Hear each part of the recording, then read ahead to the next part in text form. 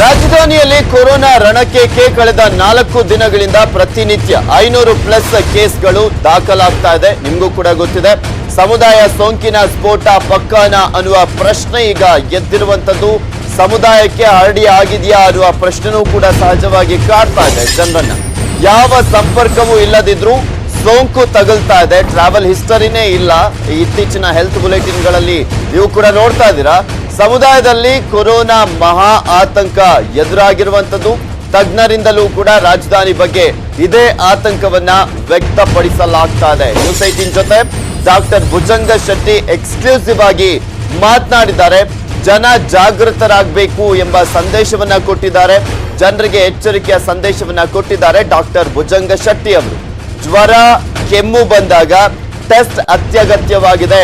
ಕೊನೆ ಹಂತದಲ್ಲಿ ಆಸ್ಪತ್ರೆಗೆ ಹೋಗಬಾರದು. ಕೊರೋನಾ ಸಾವಿನ ಬಗ್ಗೆ ಡಾಕ್ಟರ್ ಭುಜಂಗ ಶೆಟ್ಟಿ ಆತಂಕವನ್ನ ವ್ಯಕ್ತಪಡಿಸಿದ್ದಾರೆ.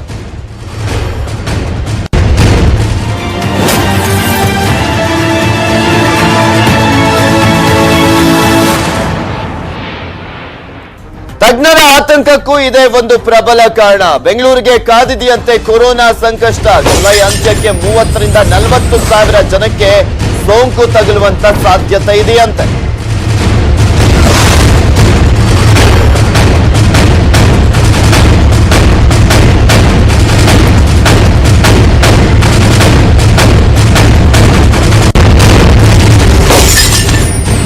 ಬೆಂಗಳೂರಿಗೆ ಕಂಟಕವಾಗುತ್ತಾ ಜುಲೈ ತಿಂಗಳು ಆತಂಕದ ದಿನಗಳ ಬಗ್ಗೆ ತಜ್ಞರು ಏನ್ ಹೇಳಿದ್ರು ಅನ್ನೋದನ್ನ ತೋರಿಸ್ತೀವಿ. ನ್ಯೂಸ್ 18 ಕನ್ನಡದ ಜೊತೆ ಭುಜಂಗ ಶೆಟ್ಟಿ ಅವರ ಸಂದರ್ಶನವನ್ನ ಮಾಡಲಾಗಿದೆ. ಅವ್ರು ಏನ್ ಮಾತನಾಡಿದ್ರು, ಏನು ಎತ್ತ ಅನ್ನೋದ್ರ ಬಗ್ಗೆ ಕಂಪ್ಲೀಟ್ ಆದಂತ ಮಾಹಿತಿಯನ್ನ ನಿಮ್ಮ ಮುಂದೆ ಇಡ್ತೀವಿ. ನ್ಯೂಸ್ 18 ಕನ್ನಡದ ನಮ್ಮ ರಾಜಕೀಯ ವಿಭಾಗದ ಮುಖ್ಯಸ್ಥರಾಗಿರುವಂತ ಚಿದಾನಂದ್ ಪಟೇಲ್ ಡಾಕ್ಟರ್ ಭುಜಂಗ ಶೆಟ್ಟಿ ಅವರನ್ನ ಮಾತನಾಡಿಸಿದ್ದಾರೆ. ಅವ್ರು ಏನ್ ಹೇಳಿದ್ದಾರೆ ನೋಡು. ಕೊರೋನಾ ಸೋಂಕು ದಿನೇ ದಿನೇ ಹೆಚ್ಚಾಗ್ತಿರುವಂಥದ್ದು, ಸಾವಿನ ಸಂಖ್ಯೆ ಕೂಡ ಜಾಸ್ತಿ ಆಗ್ತಿದೆ. ಇದು ಎಲ್ಲೊಂದು ಕಡೆ ಇಡೀ ರಾಜ್ಯದ ಜನತೆಯ ಆತಂಕ ಕೂಡ ಎಡೆ ಮಾಡಿಕೊಟ್ಟಿದೆ. ಮತ್ತೊಂದು ಕಡೆ ಬೆಂಗಳೂರಿನ ಜನ ಎಲ್ಲೊಂದು ಕಡೆ ಕೊರೋನಾ ಅಟ್ಟಹಾಸಕ್ಕೆ ಬೆಚ್ಚಿ ಬಿದ್ದಿದ್ದಾರೆ. ಈ ಎಲ್ಲದರ ನಡುವೆ ಕೂಡ ತಜ್ಞರು ಏನು ಹೇಳ್ತಾರೆ, ತಜ್ಞರ ಅಭಿಪ್ರಾಯ ಏನು? ನಮ್ಮ ಜೊತೆ ಇದೀಗ ಬೆಂಗಳೂರಿನ ಖ್ಯಾತ ನೇತ್ರ ತಜ್ಞರಾಗಿರ್ತಕ್ಕಂಥ ಡಾಕ್ಟರ್ ಭುಜಂಗ ಶೆಟ್ಟಿ ಅವರಿದ್ದಾರೆ. ಸರ್, ಬಹುತೇಕ ನಾವು ಸ್ಯಾರಿ ಮತ್ತು ಐಎಲ್ಇ ರೋಗ ಇರ್ತಕ್ಕಂಥ ಏನು ಇರುವಂಥವರು ಹೆಚ್ಚು ಸಾವಾಗ್ತದೆ. ಇದು ಯಾಕೆ ಸರ್? ಇವಾಗ ಏನಾಗ್ತದೆ ಅಂದರೆ ಈ ಜ್ವರ ಕೆಮ್ಮು ಶೀತ ಬಂದ ತಕ್ಷಣ ಒಂದು ಜನರಲ್ಲಿ ಫಿಯರ್ ಇದೆ. ಏನಪ್ಪ ಪಾಸಿಟಿವ್ ಆದರೆ ಏನು ಮಾಡೋದು ಅಂತ ಜಾಸ್ತಿ ಹೊರಗಡೆ ಬರೋದಿಲ್ಲ, ಟೆಸ್ಟು ಮಾಡಿಸ್ಕೊಳ್ಳೋದಿಲ್ಲ, ಮನೆಯಲ್ಲೇ ಲಾಸ್ಟ್ ಮೂಮೆಂಟ್ ತನಕ ಕಾಯ್ತಾರೆ. ದೆನ್ ತುಂಬ ಕಾಂಪ್ಲಿಕೇಶನ್ ಆಯಿತು, ಉಸಿರಾಡೋಕ್ಕೆ ಆಗೋದಿಲ್ಲ, ಬ್ಲಡ್ ಆಕ್ಸಿಜನ್ ಲೆವೆಲ್ ಕಮ್ಮಿ ಆದ ತಕ್ಷಣ ಆವಾಗ ಓಡೋಗ್ತಾರೆ. ಲಾಸ್ಟ್ ಸ್ಟೇಜಲ್ಲಿ ಹಾಸ್ಪಿಟ್ಲಿಗೆ ಹೋದರೆ ಅದು ಅವ್ರಿಗೆ ಟ್ರೀಟ್ಮೆಂಟ್ ಮಾಡೋದು ಕಷ್ಟ, ಮತ್ತು ಫ್ಯಾಟಾಲಿಟಿ ರೇಟು ಜಾಸ್ತಿ ಇರ್ತದೆ. ಪ್ರತಿದಿನ 19-20 ಸಾವುಗಳು ವರದಿ ಬರ್ತಾ ಇದೆ. ಬೆಂಗಳೂರು ಮತ್ತು ಬಳ್ಳಾರಿ ಅಂತ ಪ್ರದೇಶದಲ್ಲಿ, ಗ್ರಾಮೀಣ ಪ್ರದೇಶದಲ್ಲಿ ಇಂಥ ಬಿಸಿಲುಗಾಲದಲ್ಲೂ ಕೂಡ ಹೆಚ್ಚು ಸಾವಿನ ಪ್ರಕರಣ ವರದಿ ಆಗ್ತಿದೆ. ಯಾಕೆ ಸರ್, ಇದು ಏನು ಕಾರಣ? ಪ್ರಾಬ್ಲಮ್ ಏನಂದರೆ ಈ ಸಾವು ನಾವು ನೋಡಿದಾಗೆ ಜಾಸ್ತಿ ಇರೋದು ಈ ವಯಸ್ಸಾದವರಿಗೆ ತೊಂದರೆ ಬಂದರೆ. ವಯಸ್ಸಾದವರಿಗೆ ಯೂಶುವಲ್ ಆಗಿ ಶುಗರು, BP, ಹಾರ್ಟ್ ಪ್ರಾಬ್ಲಮ್ ಇದ್ದೇ ಇರುತ್ತೆ. ಇನ್ನೊಂದು ಥರ್ಡ್ ಪಾಯಿಂಟ್ ಏನಂದರೆ ಅವರು ಲೇಟಾಗಿ ರಿಪೋರ್ಟ್ ಮಾಡ್ತಾರೆ. ಅವ್ರು ರಿಪೋರ್ಟ್ ಮಾಡುವಾಗಲೇ ಅವರಿಗೆ ತುಂಬಾ ಕಾಂಪ್ಲಿಕೇಶನ್ಸ್ ಆಗಿರುತ್ತೆ. ಸೊ ಎಷ್ಟೇ ಡಾಕ್ಟರ್ಸ್ ಟ್ರೈ ಮಾಡಿದ್ರು, ಯಾಕಂದರೆ ಕೋವಿಡಿಗೆ ಟ್ರೀಟ್ಮೆಂಟ್ ಇಲ್ಲ, ನಿಮ್ಗೆ ಗೊತ್ತಲ್ಲ, ಅವ್ರು ಸಪೋರ್ಟಿವ್ ಟ್ರೀಟ್ಮೆಂಟ್ ಕೊಡ್ಬೋದು. ಆವಾಗ ಲೇಟಾಗಿರೋದ್ರಿಂದ ಆ ಸಾವು ರೇಟು ಜಾಸ್ತಿ ಆಗ್ತಾಯಿದೆ. ಅದಕ್ಕೆ ನಾನು ಹೇಳೋದು, ಆದಷ್ಟು ಬೇಗ ನಿಮಗೆ ಈ ಥರ ತೊಂದರೆ ಕಂಡ ತಕ್ಷಣವೇ ನೀವು ರಿಪೋರ್ಟ್ ಮಾಡಬೇಕು. ಸೋಂಕಿತರ ಸಂಖ್ಯೆ ದಿನೇ ದಿನೇ ಹೆಚ್ಚಾಗ್ತಿದೆ. ಅದಕ್ಕೂ ಕೂಡ ಎಡೆ ಮಾಡಿಕೊಟ್ಟಿಲ್ಲ. ಕೆಲವೊಂದು ಕಡೆ ಯಾರೋ ಆತನಿಗೆ ಟ್ರಾವೆಲ್ ಹಿಸ್ಟ್ರಿನೇ ಇರಲ್ಲ, ಸಂಪರ್ಕ ಇರಲ್ಲ, ಅವ್ರಿಗೆ ಪಾಸಿಟಿವ್ ಬರ್ತಾ ಇದೆ. ಕೆಲವೊಂದು ಕಡೆ ಇದು ಸಾಮುದಾಯಿಕವಾಗಿ ಹರಡಿದೆ, ಸ್ಪ್ರೆಡ್ ಆಗಿದೆ ಅನ್ನೋದು ಕೂಡ ನಿಮ್ಮ ಅನುಭವಕ್ಕೆ ಬಂದಿದೆಯಾ? ಸೊ ಆ್ಯಸ್ ಇಟ್ ಇಸ್ ನೋಡಿದರೆ ಇವಾಗ ಈ ಕ್ಲಸ್ಟರಲ್ಲಿ ಸ್ವಲ್ಪ ಡೆಫಿನೆಟಾಗಿ ಸ್ಪ್ರೆಡ್ ಆಗಿದೆ. ಕಂಪ್ಲೀಟ್ ಸಮುದಾಯಕ್ಕೆ ಹೋಗಿದೆ ಇಡೀ ರಾಜ್ಯ ತುಂಬ ಅಂತ ಹೇಳೋಕ್ಕಾಗೋದಿಲ್ಲ. ಬಟ್ ನೀವು ಹೇಳ್ದಂಗೆ ಇವಾಗ ನಾವು ಯಾವಾಗ ಸೋರ್ಸನ್ನ ಟ್ರೇಸ್ ಮಾಡ್ಲಿಕ್ಕೆ ಆಗೋದಿಲ್ವ, ಮೂಲನ ಎಲ್ಲಿಂದ ಬಂತು ನನಗೆ ಅಂತ ನಾವು ನಿಮ್ಮ ಪ್ರಕಾರ ಮೂಲ ಗೊತ್ತಾಗಲಿಲ್ಲ ಅಂತ ಹೇಳಿದ್ರೆ ಅದು ಕಮ್ಯುನಿಟಿ ಸ್ಪ್ರೆಡ್ ಆಗೋದು ನೀವು ಹೇಳ್ತೀರಾ? That is an indication. So ಇವಾಗ ಜಾಸ್ತಿ ಕೇಸು ಮೂಲ ಸಿಗೋದಿಲ್ಲ ಅಂತ ಹೇಳಿದ್ರೆ ದೆನ್ ಕಮ್ಯುನಿಟಿ ಸ್ಪ್ರೆಡ್ ಆಗಿದೆ ಅಂತ ಅರ್ಥ. ಸೊ ಅದಕ್ಕೇನು ಮಾಡಬೇಕಂದ್ರೆ ನಾವು ಜಾಗೃತರಾಗಿರಬೇಕು. ಸರ್ಕಾರಕ್ಕೆ ಈ ಆತಂಕವನ್ನು, ಸ್ಪ್ರೆಡ್ ಆಗಿರೋ ಆತಂಕವನ್ನು ನೀವು ವಿವರಣೆ ಮಾಡಿದ್ದೀರಾ ಸರ್? ಹೌದು. ಇವಾಗ ಮೇನ್ ಪ್ರಾಬ್ಲಮ್ ಏನಂತ ಹೇಳಿದ್ರೆ, ಇವಾಗ ಲಾಸ್ಟ್ 1 ವೀಕ್ ಎಸ್ಪೆಷಲಿ ಬ್ಯಾಂಗ್ಳೂರಿನಲ್ಲಿ ಸ್ಪೈಕ್ ಆಗಿರೋದ್ರಿಂದ ಸಡನ್ ಆಗಿ ಬೆಡ್ ಪ್ರಾಬ್ಲಮ್ಸ್ ಬಂದ್ಬಿಟ್ಟು ಎಲ್ಲಾದರೂ ಬ್ಲಡ್ ಸಿಗ್ತಾ ಇಲ್ಲ. 5 ಹಾಸ್ಪಿಟ್ಲಿಗೆ ಹೋದ್ವಿ, 10 ಹಾಸ್ಪಿಟ್ಲಿಗೆ ಹೋದ್ವಿ, ಎಲ್ಲ ರಿಫ್ಯೂಸ್ ಮಾಡ್ತಾ ಇದ್ದಾರೆ ಅಂತ ಅದೇ ಒಂದು ದೊಡ್ಡ ಕಂಪ್ಲೇಂಟ್ ಆಗಿತ್ತು ಜನರದ್ದು. ಅದಕ್ಕೆ ನಾವೇನು ಹೇಳಿದ್ವಿ ಅಂದರೆ, ಇವಾಗ ಎಲ್ಲ ಕಡೆ ನಮ್ಮ ದೇಶದಲ್ಲಿ ಕೂಡ ಬೇರೆ ಸಿಟಿನಲ್ಲಿ ಈ ಮೈಲ್ಡ್ ಅಥವಾ ಸಿಂಪ್ಟಮ್ಯಾಟಿಕ್ ಪೀಪಲ್ಗೆ if they are within that age limit ಅವ್ರಿಗೆ ಬೇರೆ comorbidities like sugar B P ಇಲ್ಲ ಅಂತ ಹೇಳಿದ್ರೆ ಇಫ್ ದ ಮನೆಯಲ್ಲಿ ಅವರಿಗೆ ಸಾಕಷ್ಟು ಅವರಿಗೆ ಜಾಗ, ಒಂದು ರೂಮು, ಒಂದು ಟಾಯ್ಲೆಟು, ಪ್ರತ್ಯೇಕ ಇಡ್ಲಿಕ್ಕೆ ಇದಿದೆ ಅಂದರೆ home isolation is the best. ಯಾಕಂದರೆ ಇಂಥ ಕೇಸಸ್ ಮಿನಿಮಮ್ 50% ಇದ್ದಾರೆ. ಅವರೆಲ್ಲ ಹೋಗಿ ಇವಾಗ ಹಾಸ್ಪಿಟಲ್ ಬೆಡ್ನಲ್ಲಿ ಕೂತಿದ್ದಾರೆ. ಒಬ್ಬ ಸೀರಿಯಸ್ ಪೇಷಂಟ್ ಹಾಸ್ಪಿಟ್ಲಿಗೆ ಹೋದರೆ ಅವ್ರು ಬೆಡ್ಡೇ ಇಲ್ಲ ಅಂತ ಹೇಳ್ತಾರೆ. ಅವ್ರನ್ನೆಲ್ಲ ನಾವು ಹೋಮ್ ಐಸೋಲೇಷನ್ ಮಾಡಿಬಿಟ್ರೆ 50% ಆರ್ 60% ಬೆಡ್ ಕಮ್ಯುನಿಟಿ ಸ್ಪ್ರೆಡ್ ಆಗಿರುವಂಥದ್ದು. ಹಾಗಾಗಿ ಜನ ಎಲ್ಲೊಂದ್ ಕಡೆ ಅವೇರ್ನೆಸ್ ಇಲ್ಲ. ಒಂದಷ್ಟು ಜನಕ್ಕೆ ಪಾಪ ಅವರಿಗೆ ಬೇರೆ ಬೇರೆ ರೀತಿ ಕೊರತೆ ಇರುತ್ತೆ. ಎಲ್ಲರೂ ಕೂಡ ಅವೇರ್ನೆಸ್ ಆಗಬೇಕಂತ ಇಲ್ಲ. ಬೆಂಗಳೂರು ಅಂತ ನಗರದಲ್ಲಿ ಯಾಕಂದ್ರೆ 1.25 ಕೋಟಿ ಜನಸಂಖ್ಯೆ ಇರುವಂಥದ್ದು. ಹಾಗಾಗಿ ಇಲ್ಲಿ ಇಮಿಡಿಯೇಟ್ಲಿ ಒಂದು 10-15 ದಿವಸ ಲಾಕ್ಡೌನ್ ಮಾಡಿದ್ರೆ ಎಲ್ಲ ಒಂದು ಕಡೆ ಒಂದು 50% ಇದನ್ನ ತಡೆ ಹಿಡಿಬೋದಾ? ಕಂಪ್ಲೀಟ್ ಲಾಕ್ಡೌನ್ ಮಾಡೋದು that is the best. But ಆದರೆ ಲಾಕ್ಡೌನ್ ಮಾಡಿದರೆ ಅದ್ರದ್ದು ಬೇರೆ ಪ್ರಾಬ್ಲಮ್ ಇನ್ನೂ ಜಾಸ್ತಿ ಇರ್ತದೆ. ಸೊ ಅದನ್ನು ನಾನು ಹೇಳ್ತಿರೋದು, ಈಗ ತುಂಬಾ ಜನ ಹೇಳ್ತಾರೆ ಜೀವಕ್ಕಿಂತ ಜೀವನ ದೊಡ್ಡದಲ್ಲ ಅಂತ ಹೇಳಿ. ಹಾಗೆ ಜೀವ ಉಳಿಬೇಕಂತ ಹೇಳಿದ್ರೆ ನಿಮ್ಮ ಪ್ರಕಾರ ಲಾಕ್ಡೌನ್ ಬೇಕಾ ಬೇಡ ಸರ್? ಸರ್, ಜೀವ ಉಳಿಬೇಕಾದ್ರೆ if you really want to restrict lockdown ಮಾಡಬೇಕಾಗ್ಬೋದು. But it has to be balanced. ಇವಾಗ ಏನಾಗಿದೆ ಅಂದರೆ ಇವಾಗ 50-100 ಕೇಸ್ ಇರುವಾಗ ನಾವು ಲಾಕ್ಡೌನ್ ಮಾಡಿದ್ವಿ. ಆದರೂ ಕೇಸ್ ಜಾಸ್ತಿ ಆಯಿತು. ಇಷ್ಟು ಜಾಸ್ತಿ ಆಗಿಲ್ಲ, ಜಾಸ್ತಿ ಆಯಿತು. ಈವನ್ ನಾಳೆ ನಾವು ಸ್ಟ್ರಿಕ್ಟ್ಲಿ ಕಂಪ್ಲೀಟ್ ಲಾಕ್ಡೌನ್ ಮಾಡಿದ್ರೆ ನಿಮ್ಮ ಅನುಭವದ ಪ್ರಕಾರ ಒಂದು 50% ತಡೆ ಹಿಡಿಬಹುದು. ಖಂಡಿತ ತಡೆ ಹಿಡಿಬಹುದು. ಬಟ್ ಆಮೇಲೆ ಓಪನ್ ಆದಮೇಲೆ ಪುನಃ ಇದೇ ರೇಟಿ ಬರುತ್ತೆ. ಯಾವತ್ತಾದ್ರೂ ಒಂದು ದಿವಸ ನಾವು ಓಪನ್ ಮಾಡಲೇಬೇಕಲ್ಲ. ಸೊ ಏನಂತ ಹೇಳಿದ್ರೆ ನಾವು ಮುಂಜಾಗ್ರತೆ ನಾವು ತಗೋಬೇಕು. ಪರಿಹಾರ ಏನು ಸರ್ ಹಂಗಾದ್ರೆ? ಇದೇನಿದು ಪರಿಹಾರ? ವ್ಯಾಕ್ಸಿನ್ ಸದ್ಯಕ್ಕಿಂತ ಆಗಲ್ಲ. ಇದಕ್ಕೆ ಮುನ್ನೆಚ್ಚರಿಕೆಯೇ ಮದ್ದು. ಮುನ್ನೆಚ್ಚರಿಕೆ ಕ್ರಮ ಇದೆಯಲ್ಲ, ಕೈ ವಾಶ್ ಮಾಡೋದು, ಹ್ಯಾಂಡ್ ಮಾಸ್ಕ್ ಹಾಕೊಳ್ಳೋದು, ಡಿಸ್ಟೆನ್ಸಿಂಗ್ ಮೇಂಟೈನ್ ಮಾಡೋದು, ಇದೆಲ್ಲ ಜನರು ಮಾಡಿ ಆಮೇಲೆ ಏನಾದ್ರು ತೊಂದರೆ ಆದರೆ ಇವಾಗ ನಾವು ಗೌರ್ಮೆಂಟಿಗೂ ಸಲಹೆ ಕೊಟ್ಟಿದೆ, ಟೆಸ್ಟಿಂಗ್ ನೀವು ಜಾಸ್ತಿ ಮಾಡಬೇಕು, ಟ್ರೇಸಿಂಗ್ ಆ್ಯಂಡ್ ಟ್ರ್ಯಾಕಿಂಗ್ ಜಾಸ್ತಿ ಮಾಡಬೇಕು, and treatment of course beds ಗಿಡ್ಸು ಎಲ್ಲ ರೆಡಿಯಾಗಿರಬೇಕು. ಈ ಥರ ಇದ್ದರೆ ಸೊ ಟೆಸ್ಟ್ ಮಾಡಿ ಇಮಿಡಿಯೇಟ್ ಆಗಿ ಅವ್ರನ್ನ ಟ್ರ್ಯಾಕ್ ಮಾಡಿ ಎಲ್ಲಿಂದ ಬಂತು ಅಂತ ಹೇಳಿ ಎಷ್ಟು ಜನ ಅವರಿಗೆ ಪ್ರೈಮರಿ ಕಾಂಟ್ಯಾಕ್ಟ್ಸ್ ಇದೆ ಅಂತ ನೋಡಿಬಿಟ್ಟು ಅವ್ರನ್ನ ಕ್ವಾರಂಟೈನ್ ಮಾಡಿ, ಅವರಿಗೊಂದು ವೇಳೆ ಏನಾದರೂ ಸಿಮ್ಟಮ್ಸ್ ಬಂದರೆ ಆವಾಗ ಅವ್ರನ್ನ ಟೆಸ್ಟ್ ಮಾಡಿ ಅವ್ರನ್ನ ಬೇಕಾದ್ರೆ ಟ್ರೀಟ್ಮೆಂಟ್ ಮಾಡೋದು. ಸರ್ಕಾರಕ್ಕೆ ನೀವು ಕೊಟ್ಟಿರುವಂಥ ಪ್ರಮುಖ 5 ಸಲಹೆಗಳು. ಫಸ್ಟು ನಾವು ಹೇಳಿದ್ದು ಈ ಹೋಮ್ ಐಸೋಲೇಷನ್ ಬಗ್ಗೆ. ಎರಡನೇದು ರ್ಯಾಂಪ್ ಅಪ್ ಟೆಸ್ಟಿಂಗ್. ಆಮೇಲೆ ಟ್ರೇಸಿಂಗ್ ಮಾಡಬೇಕು. ಎಲ್ಲಿದೆ, ಎಲ್ಲಿ ಹೋಗಿದ್ದಾರೆ ಅಂತ ಆದಷ್ಟು ಮಟ್ಟಿಗೆ ಹುಡುಕಬೇಕು. ಅವ್ರನ್ನ ಕ್ವಾರಂಟೈನ್ ಮಾಡಬೇಕು. ಮತ್ತು ಜನರಿಗೆ ಅಫ್ಕೋರ್ಸ್ ಇನ್ನೂ ಮಾಹಿತಿ ಕೊಡಬೇಕಾಗುತ್ತೆ, ಯಾವ ಥರ ನಾವಿರಬೇಕು. ಭಯ ಬೇಕಾಗಿಲ್ಲ, ಆತಂಕ ಬೇಕಾಗಿಲ್ಲ, ಬಟ್ ಪ್ರಿಕಾಷನ್ಸ್ ತಗೊಳ್ಳೇಬೇಕು. ಈ ಥರ ನಾವೆಲ್ಲ ಹೇಳಿ ಗೌರ್ಮೆಂಟ್ ಇದಕ್ಕೆಲ್ಲ ಒಪ್ಪಿದ್ದಾರೆ. ಇವಾಗ ನೋಡೋಣ, ಅವರು ಇನ್ನು they will come out with this thing. ಇನ್ನೇನಿಲ್ಲ, ಕೊರೋನಾ ಕ್ಯಾನ್ಸರ್ ಅಲ್ಲ, ಅದು ಮಾತ್ರ ಜನರು ತಿಳ್ಕೊಬೇಕು. ಕೊರೋನಾದಿಂದ ಇವಾಗ ಒಂದು ವೇಳೆ ಕೊರೋನಾ ಬಂದ್ರೂ 100ಕ್ಕೆ 97-98 ಜನ ಬದುಕ್ತಾರೆ. ಇದು ಜಸ್ಟ್ ಲೈಕ್ ಒಂದು common flu. Only problem is ವಯಸ್ಸಾದವರು, ಶುಗರ್ ಇರೋರು, ಅಂಥವ್ರಿಗೆ ಸ್ವಲ್ಪ ಸೀರಿಯಸ್ ಇದೆ. ಅಂಥವ್ರಿಗೆ ಅರ್ಲಿ ಟ್ರೀಟ್ಮೆಂಟ್ ಕೊಟ್ಟರು ಅವ್ರನ್ನ ಕೂಡ ಬದುಕಿಸ್ಬೋದು. ಸೊ ಇವೆಲ್ಲ ಜಾಗ್ರತೆ ತಗೊಂಡ್ರೆ ಗೌರ್ಮೆಂಟ್ಗೂ ತೊಂದರೆ ಆಗೋದಿಲ್ಲ, ಜನರಿಗೂ ತೊಂದರೆ ಆಗೋದು. ಲಾಕ್ಡೌನ್ ಮಾಡಿದ್ರೆ ಒಂದಷ್ಟು ಪರಿಹಾರ ಇದೆ, ನಂತರ ಏನು ಎಂಬ ಒಂದು ಆತಂಕವನ್ನು ವ್ಯಕ್ತಪಡಿಸಿ ಸರ್ಕಾರಕ್ಕೆ ಹಲವಾರು ಸಲಹೆಯನ್ನು ಕೊಟ್ಟಿದ್ದಾರೆ. ಕ್ಯಾಮ್ರಾ ಪರ್ಸನ್ ರಾಯುಡು ಜೊತೆ ಚಿದಾನಂದ್ ಪಟೇಲ್, ನ್ಯೂಸ್ 18 ಕನ್ನಡ, ಬೆಂಗಳೂರು. ತಿಂದ ಆಹಾರದ ರುಚಿ ನಿಮಗೆ ಗೊತ್ತಾಗ್ತಿಲ್ವಾ? ವಾಸನೆ ಕೂಡ ಯಾಕೋ ಸರಿಯಾಗಿ ಫೀಲ್ ಆಗ್ತಾ ಇಲ್ವಾ? ಯಾವುದಕ್ಕೂ ಒಂದ್ಸಲ ಸ್ವಾಬ್ ಟೆಸ್ಟ್ ಅನ್ನ ಮಾಡಿಸ್ಬಿಡಿ.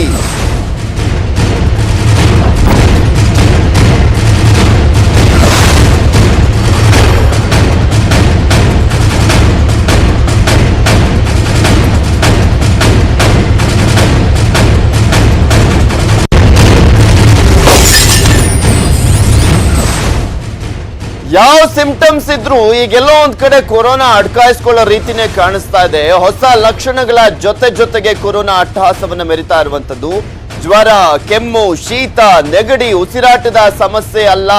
ದಿನ ಕಳೆದಂತೆ ರೋಗ ಲಕ್ಷಣಗಳು ಹೆಚ್ಚಾಗ್ತಾ ಇದಾವೆ. ಹುಷಾರ್.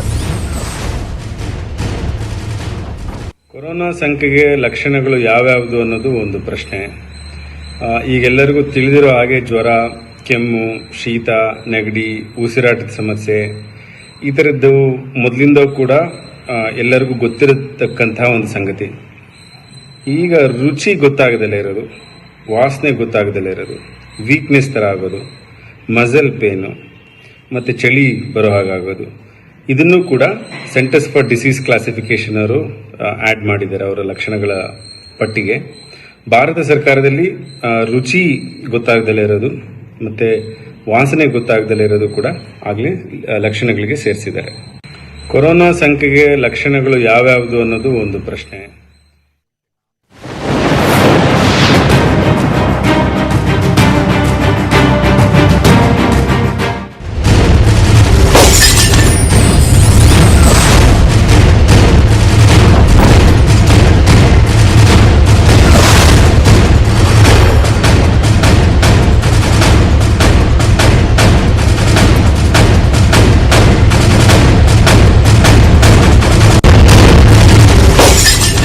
ಬಳ್ಳಾರಿ, ದಾವಣಗೆರೆ, ಯಾದಗಿರಿ ಆಯ್ತು. ಇದೀಗ ರಾಯಚೂರು ಜಿಲ್ಲೆಯ ಸರದಿ. ಮಕ್ಕಳಿದ್ದಂತ ಕಡೆನೆ ಶವವನ್ನ ಸಾಗಾಣೆ ಮಾಡಲಾಗಿರುವಂತ ಘಟನೆ ನಡೆದಿರುವಂತದ್ದು ರಾಯಚೂರಿನಲ್ಲಿ.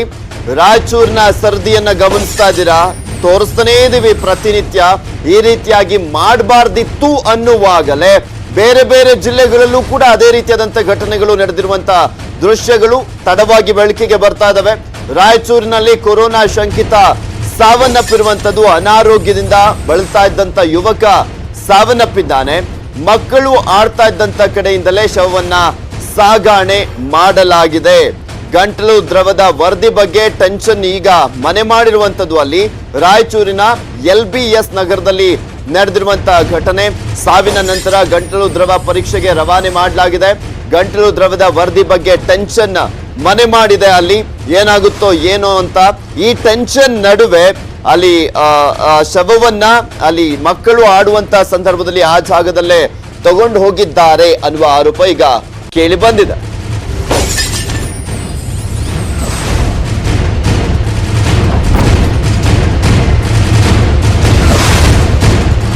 ಅನಾರೋಗ್ಯದಿಂದ ಬಳಲ್ತಾ ಇದ್ದಂತೆ ಆ ಯುವಕ ಸಾವನ್ನಪ್ಪಿದ್ದಾನೆ. ಆತನ ಗಂಟಲು ದ್ರವ ಅಂದ್ರೆ ಸ್ವಾಬ್ ಟೆಸ್ಟ್ ಅನ್ನ ಈಗ ಆಲ್ರೆಡಿ ಮಾಡಲಾಗಿದೆ. ರಿಪೋರ್ಟ್ ಬರ್ಬೇಕಷ್ಟೇ. ಆ ರಿಪೋರ್ಟ್ಗೋಸ್ಕರ ಕಾಯ್ತಾ ಇದ್ದಾರೆ. ಸಹಜವಾಗಿ ಟೆನ್ಷನ್ ಕೂಡ ಮನೆ ಮಾಡಿರುವಂತದ್ದು. ಇಲ್ಲಿ ಪ್ರಶ್ನೆ ಅಂದ್ರೆ, ಮಕ್ಕಳೆಲ್ಲರೂ ಕೂಡ ಆಟ ಆಡ್ತಾ ಇದ್ರು. ಆ ಸಂದರ್ಭದಲ್ಲಿ ಅವರ ಎದುರುಗಡೆನೆ ಈ ಒಂದು ಶವವನ್ನ ತೆಗೆದುಕೊಂಡು ಹೋಗಲಾಗಿದೆ ಅನ್ನುವ ಒಂದು ಆರೋಪ ಕೇಳಿ ಬಂದಿದೆ. ಯಾಕೆಂದ್ರೆ ಈಸಿಯಾಗಿ ಸ್ಪ್ರೆಡ್ ಆಗುವಂತ ಈ ಸಂದರ್ಭದಲ್ಲಿ, ಮಕ್ಕಳಿದ್ದಂತ ಸಂದರ್ಭದಲ್ಲಿ ಜಾಗರೂಕತೆಯನ್ನ ವಹಿಸಬೇಕಾಗಿತ್ತು.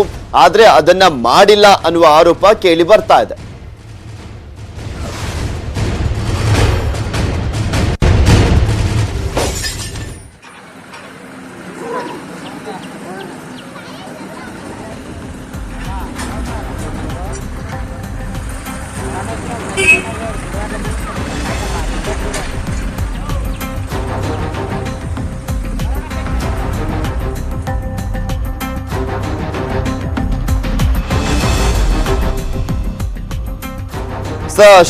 ಶವವನ್ನ ತಗೊಂಡೋದಂತ ವಿಚಾರಕ್ಕೆ ಸಂಬಂಧಪಟ್ಟಂತೆ ಆ ಒಂದು ಭಾಗದಲ್ಲಿ ಆತಂಕ ಮನೆ ಮಾಡಿರುವಂತದ್ದು. ಅಲ್ಲಿ ಯುವಕ ಒಬ್ಬ ಅನಾರೋಗ್ಯದಿಂದ ಬಳಲ್ತಾ ಇದ್ದ. ಅದಾದ್ಮೇಲೆ ಸಾವನ್ನಪ್ಪಿರುವಂತದ್ದು. ಸಾವನ್ನಪ್ಪದಂತ ಸಂದರ್ಭದಲ್ಲಿ ಊರು ಸುತ್ತ ಆ ಒಂದು ಶವವನ್ನ ಸಾಗಾಣೆ ಮಾಡಿರುವಂತ ಆರೋಪ ಕೇಳಿ ಬಂದಿದೆ.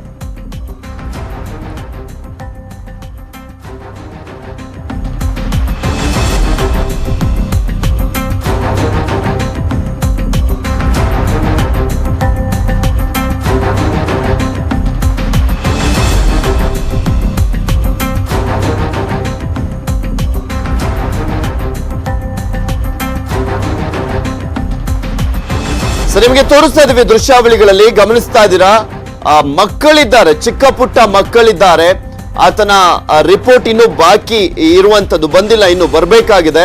PPE ಕಿಟ್ ಅನ್ನೆಲ್ಲ ಧರಿಸಿ ಅಲ್ಲಿ ತಗೊಂಡು ಹೋಗ್ತಾ ಇರುವಂತ ದೃಶ್ಯಾವಳಿಯನ್ನ ಗಮನಿಸ್ತಾ ಇದ್ದೀರಾ. ಪಕ್ಕದಲ್ಲೇ ಮಕ್ಕಳಿದ್ದಾರೆ. ಜಾಗರೂಕತೆಯಿಂದ, ಜವಾಬ್ದಾರಿಯಿಂದ ನಿರ್ವಹಿಸಬೇಕಾಗಿದ್ದಂತ ಕೆಲಸ ಇದು. ಆದ್ರೆ ಬೇಜವಾಬ್ದಾರಿತನದಿಂದ ಈ ಒಂದು ಕೆಲಸವನ್ನ ಮಾಡಲಾಗಿರುವಂತದ್ದನ್ನ ಗಮನಿಸ್ತಾ ಇದ್ದೀರಾ. ಎಷ್ಟು ಜನ ಮಕ್ಕಳಿದ್ದಾರೆ ಅನ್ನೋದನ್ನ ಕೂಡ ನೋಡ್ತಾ ಇದ್ದೀರಾ. ಇನ್ನು ಈ ಕುರಿತಂತೆ ಹೆಚ್ಚಿನ ಡೀಟೇಲ್ಸ್ ಅನ್ನ ನೀಡ್ತಾರೆ ನಮ್ಮ ಪ್ರತಿನಿಧಿ ಶರಣಪ್ಪ ಬಾಚಲಾಪುರ ದೂರವಾಣಿ ಸಂಪರ್ಕದಲ್ಲಿದ್ದಾರೆ.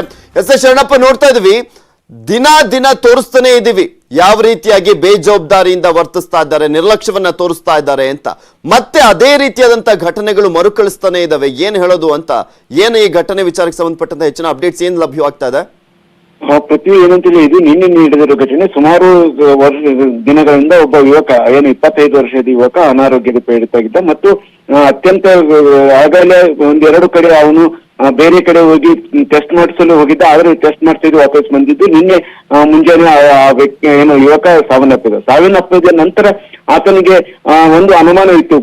ಅಲ್ಲಿರುವಂತ ಬಡಾವಣೆಯ ಜನರಲ್ಲಿ ಒಂದು ಅನುಮಾನ, ಇದು ಕೊರೋನಾ ಸೋಂಕು ಏನೇ ಇರಬಹುದು ಅಂತ ಒಂದು ಅನುಮಾನ ಹಿನ್ನೆಲೆಯಲ್ಲಿ ಜಿಲ್ಲಾಡಳಿತಕ್ಕೆ ಮಾಹಿತಿ ಕೊಟ್ಟಿದ್ದರಿಂದ ಜಿಲ್ಲಾಡಳಿತ ಅವರನ್ನ PPE ಕಿಟ್ ಹಾಕೊಂಡು ಪ್ರೋಟೋಕಾಲ್ ಪ್ರಕಾರ ಅಂತ್ಯಕ್ರಿಯೆ ಮಾಡಿದ್ದು ಎದ್ದು ಕಾಣುತ್ತೆ. ಆದ್ರೆ ಮುಖ್ಯವಾಗಿ ಇಲ್ಲಿ ಪ್ರೋಟೋಕಾಲ್ ಅನ್ನು ನೇಮಿಸುವುದರಲ್ಲಿ ಆ ಬಡಾವಣೆಯಲ್ಲಿರುವಂತ ಮಕ್ಕಳು ಸಹ ಅದೇ ಪಕ್ಕದಲ್ಲಿ ಇದ್ರು ಮತ್ತು ಶವವನ್ನ ತೆಗೆದುಕೊಂಡು ಹೋಗುವಾಗ ಸಹ ಮಕ್ಕಳಿದ್ರು. ಅದನ್ನ ದೂರೀಕರಿಸುವಂತ ಕೆಲಸ ಆಗಿಲ್ಲ. ಜೊತೆಗೆ ಸಾಕಷ್ಟು ಜನ ನಿಂತು ನೋಡ್ಕೊಂಡಿದ್ದು ಮತ್ತು ಹತ್ತಿರದಲ್ಲಿ ಇದ್ರು ಸಹ ಜಿಲ್ಲಾಡಳಿತ ನಿರ್ಲಕ್ಷ್ಯ ವಹಿಸಿದೆ ಅನ್ನೋದು ಮುಖ್ಯವಾಗಿ ಕಾಣಿದೆ. ಮತ್ತು ಆ ಯುವಕನ ಏನ್ ಶಾಪ್ ಟೆಸ್ಟ್ ಬರಬೇಕಾಗಿದೆ.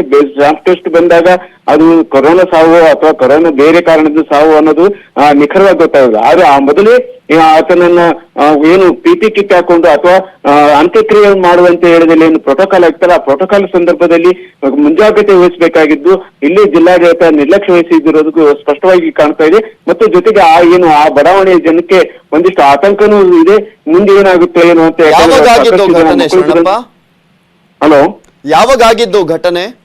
ಇದು ನಿನ್ನೆ ಮುಂಜಾನೆ ಆಗಿರುವಂತ ಘಟನೆ. ನಿನ್ನೆ ಮಧ್ಯಾಹ್ನದ ವೇಳೆಗೆ ಇದು ಏನು ಆ ಯುವಕನನ್ನ ಏನು ಮಧ್ಯಾಹ್ನ ಅಂದ್ರೆ ಒಂದು 2-3 ತಾಸಿನಲ್ಲಿ ಆ ಯುವಕನನ್ನ ಅಂತ್ಯಕ್ರಿಯೆಯನ್ನ ಮಾಡಿದ್ದಾರೆ. ಪೃಥ್ವಿ, ಎಸ್ ಶರಣಪ್ಪ, ಮಾತನಾಡಿಸ್ತೀನಿ ನಿಮ್ಮನ್ನ. ಈಗ ನಮ್ ಜೊತೆ ರಾಮಕೃಷ್ಣ ಅವರಿದ್ದಾರೆ, ರಾಯಚೂರು DHO ದೂರವಾಣಿ ಸಂಪರ್ಕದಲ್ಲಿ. ನಮಸ್ಕಾರ ರಾಮಕೃಷ್ಣ ಅವರೇ. ಸಂಪರ್ಕ ಸಾಧ್ಯವಾಗಿಲ್ಲ. ಗಮನಿಸ್ತಾ ಇದ್ದೀರಾ, ರಾಯಚೂರಿನಲ್ಲಿ ನಡೆದಿರುವಂತಹ ಘಟನೆಯನ್ನ. ಅನಾರೋಗ್ಯದಿಂದ ಬಳಲ್ತಾ ಇದ್ದಂತ ಒಬ್ಬ ಯುವಕ ಸಾವನ್ನಪ್ಪಿರುವಂತದ್ದು. ಆತನ ಸ್ವಾಬ್ ಟೆಸ್ಟ್ ಅನ್ನ ಮಾಡಲಾಗಿದೆ, ರಿಪೋರ್ಟ್ ಬರಬೇಕಾಗಿದೆ. ಇನ್ನ ಮುಂಜಾಗ್ರತಾ ಕ್ರಮವಾಗಿ ಯಾವ ರೀತಿಯಾಗಿ ಕೊರೋನಾ ಪಾಸಿಟಿವ್ ಬಂದಂತ ವ್ಯಕ್ತಿ ಸಾವನ್ನಪ್ಪಂತಹ ಸಂದರ್ಭದಲ್ಲಿ ಅಂತ್ಯಕ್ರಿಯೆಯನ್ನ ಮಾಡಲಾಗುತ್ತೆ, ಅಂತ್ಯ ಸಂಸ್ಕಾರವನ್ನ ಮಾಡಲಾಗುತ್ತೆ. ಅದೇ ರೀತಿಯಾಗಿ ಮಾಡಲಿಕ್ಕೆ ಸೂಚನೆಯನ್ನ ಕೊಡಲಾಗಿದೆ. ಆ ಸೂಚನೆ ಎಲ್ಲ ಕೊಟ್ಟಾದ್ಮೇಲೂ ಕೂಡ ಆ ನಿಯಮಾವಳಿಗಳನ್ನ ಪಾಲಿಸಬೇಕಾಗಿತ್ತು. ಆದ್ರೆ ಆ ನಿಯಮಾವಳಿಗಳನ್ನ ಪಾಲಿಸಿಲ್ಲ ಅನ್ನೋದು ಸ್ಪಷ್ಟವಾಗಿ ಗೊತ್ತಾಗ್ತಾ ಇದೆ. ಆ ದೃಶ್ಯಾವಳಿಯನ್ನ ಗಮನಿಸ್ತಾ ಇದ್ದೀರಾ. ಸುತ್ತಲೂ ಕೂಡ ಚಿಕ್ಕ ಪುಟ್ಟ ಮಕ್ಕಳಿದ್ದಾರೆ. ಏನು ಎತ್ತ ಅಂತ ಅವರಿಗೆ ಆ ಮಕ್ಕಳಿಗೆ ಗೊತ್ತೇ ಇಲ್ಲ ಅಂತ ಕಾಣಿಸುತ್ತೆ. ಆದ್ರೆ ಅಟ್ಲೀಸ್ಟ್ ಆ ಒಂದು PPE ಕಿಟ್ಗಳನ್ನ ಹಾಕೊಂಡಿರುವಂತವರಾದ್ರೂ ಹೇಳ್ಬೇಕಾಗಿತ್ತು, ಯಾರು ಕೂಡ ಹತ್ರ ಬರಬೇಡಿ. ಯಾಕೆ ಬೇಕು? ಅನಾರೋಗ್ಯ ಅಂದ್ರೆ ಈಗ ಪ್ರತಿಯೊಂದು ವರದಿಯಲ್ಲೂ ಗಮನಿಸ್ತಾ ಇರುವಂತದ್ದು ಅವರಿಗೆ ಪಾಸಿಟಿವ್ ಬರ್ತಾ ಇರುವಂತ ಪ್ರಕರಣಗಳನ್ನೇ ಗಮನಿಸ್ತಾ ಇದ್ವಿ. ಇಂತಹ ಸಂದರ್ಭದಲ್ಲಿ ಸಾಕಷ್ಟು ಮುಂಜಾಗ್ರತಾ ಕ್ರಮಗಳನ್ನ ಕೈಗೊಂಡು ಶವಗಳನ್ನ ಸಾಗಿಸಬೇಕಾಗಿದೆ. ಆದ್ರೆ ಬೇಕಾಬಿಟ್ಟಿಯಾಗಿ ಬೇಜವಾಬ್ದಾರಿಯಿಂದ ನಿರ್ಲಕ್ಷ್ಯವನ್ನ ವಹಿಸಿ ಯಾವುದೇ ಮುಂಜಾಗ್ರತೆ ಇಲ್ಲದೆ ಮಾಡ್ತಾ ಇರುವಂತ ಪ್ರಕರಣಗಳೇ ವರದಿ ಆಗ್ತಾ ಇದಾವೆ. ಹೊಸಪೇಟೆಯಲ್ಲಿ ಆ ಒಂದು ಮಳೆಯಲ್ಲಿ ಶವ ನೆನೆದಂತ ಪ್ರಕರಣಕ್ಕೆ ಸಂಬಂಧಪಟ್ಟಂತೆ ಬಳ್ಳಾರಿ ಜಿಲ್ಲಾಧಿಕಾರಿ ನಕುಲ್ ಅವರು ಪ್ರತಿಕ್ರಿಯೆಯನ್ನ ಕೊಟ್ಟರು. ಸಿಬ್ಬಂದಿ ಕಿಟ್ ಅನ್ನ ಹಾಕಿಕೊಂಡು ಬರ್ಲಿಕ್ಕೆ ಹೋದಂತ ಸಂದರ್ಭದಲ್ಲಿ ಕೇವಲ 5 ನಿಮಿಷದಲ್ಲಿ ವಿಡಿಯೋವನ್ನ ಮಾಡಿ ವೈರಲ್ ಮಾಡಲಾಗಿದೆ ಅಂತ ಅವರು ಸ್ಪಷ್ಟನೆಯನ್ನ ನೀಡಿದ್ದಾರೆ. 5 ನಿಮಿಷವಷ್ಟೇ ತಡವಾಗಿದೆ, ಕಿಟ್ ಅನ್ನ ಧರಿಸಿ ಬರ್ಲಿಕ್ಕೆ ತಡವಾಯಿತು, ಅಷ್ಟರಲ್ಲಿ ವಿಡಿಯೋವನ್ನ ಮಾಡಿದ್ದಾರೆ ಅಂತ ನಕುಲ್ ಅವರು ನ್ಯೂಸ್ 18 ಜೊತೆ ಮಾತನಾಡುವಂತ ಸಂದರ್ಭದಲ್ಲಿ ಹೇಳಿಕೆಯನ್ನ ನೀಡಿದ್ರು.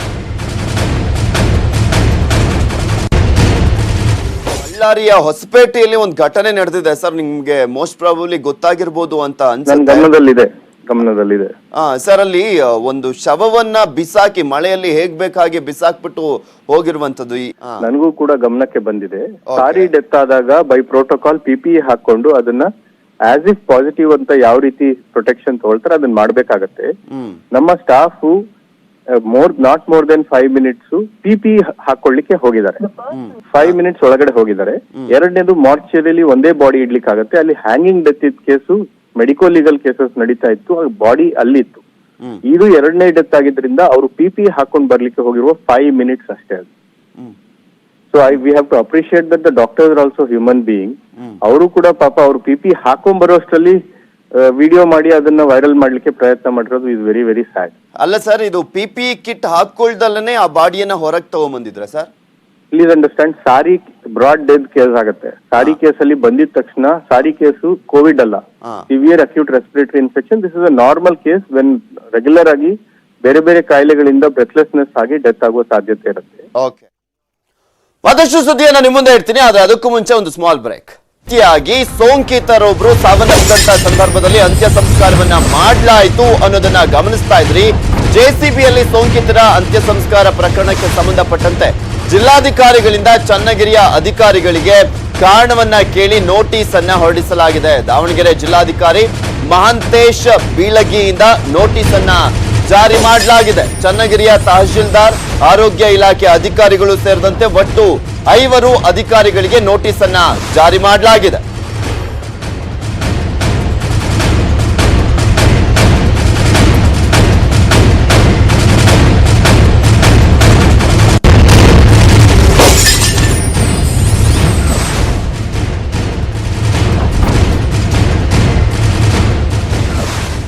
ಆ ಥರದನ್ನ ಮಾಡ್ತಕ್ಕದ್ದಲ್ಲ ಅನ್ನುವಂಥ ಕಟ್ಟುನಿಟ್ಟಿನ ಸೂಚನೆ ನಾವು ಕೊಟ್ಟಿದ್ದೀವಿ.